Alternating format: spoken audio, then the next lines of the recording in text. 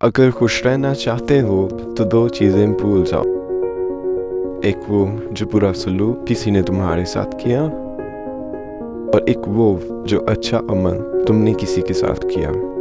हमेशा याद रखना, दुनिया की सारी मुश्किलात हल हो सकती हैं अगर हम एक दूसरे की बातें करने की बजाय एक दूसरे से बात करना शुरू कर दें।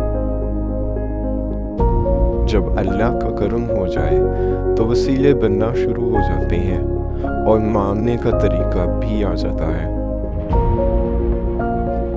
अगर एक इंसान कुछ भी सोच सकता है तो इसको हासिल भी कर सकता है। हमेशा याद रखना, हासिल करना मुश्किल नहीं होता, सोचना मुश्किल होता है।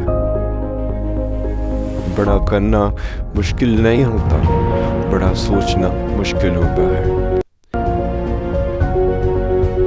इस दुनिया के 90% लोग बड़ा कुछ इसलिए नहीं कर पाते क्योंकि वो बड़ा सोच नहीं सकते। लोगों को बेवकूफ़ बनाने से कहीं मुश्किल लोगों को इस बात पर यकीन दिलाना है कि वो बेवकूफ़ बनाए जा रहे हैं। ताउम्र बस ये बात याद रखें, रिश्ते और इबादत में नीयत साफ होनी चाहिए। जब इंसान अंदर से टूट जाए तो कुछ भी अच्छा नहीं लगता।